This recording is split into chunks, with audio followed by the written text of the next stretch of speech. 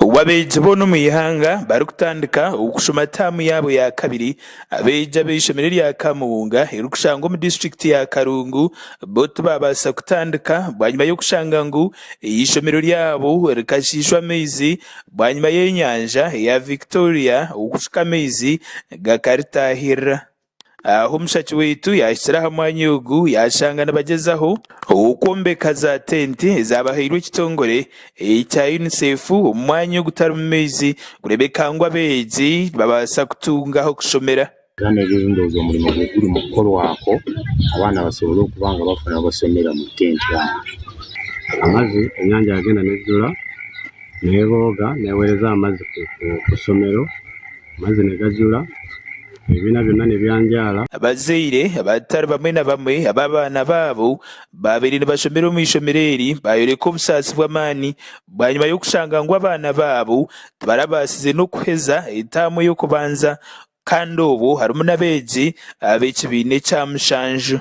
Era ekizibu kyakyo twafuna abaana baffe tebatula bigezo bya tamu esooka olw'ensonga nti amazzi gagenda okujjula nga tamu ebulayo wiiki 2 okukolera okufundikiro.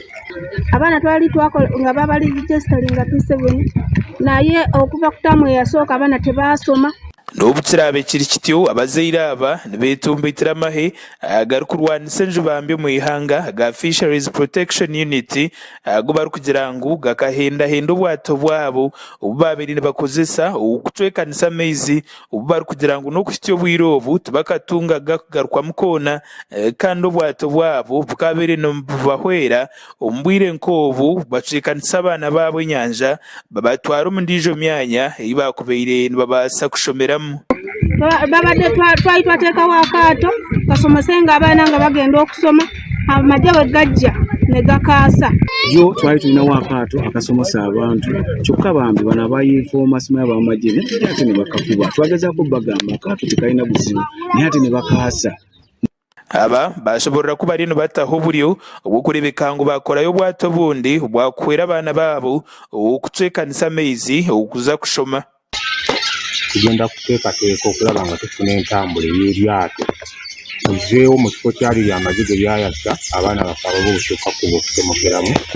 Muringo nugo gumwe ababayihanangiza gavumenti okurekeraho oguma nebaretera obuyambi bw'ebyokulya ngo konka ebayambe batimbira omuferege ey'okutwara amaizi otari no kugira ngu irwanisa abo abari kutimba omushenyi omu Rwera abo bari kugira ngu nibo baretera amaizi okutandika kutahirira abantu.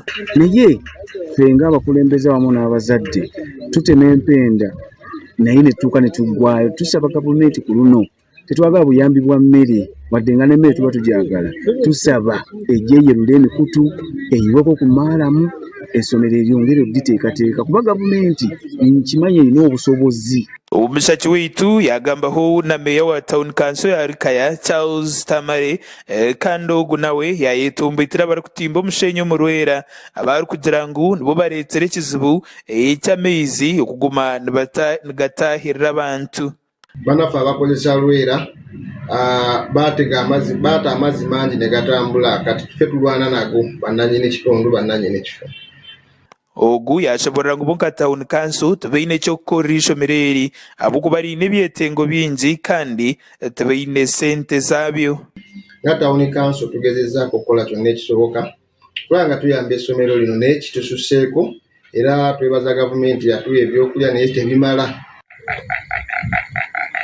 Makuraga gasakwa Nakamya Francis Kanalutaya abazikaye TV agenshonga bari Karungu.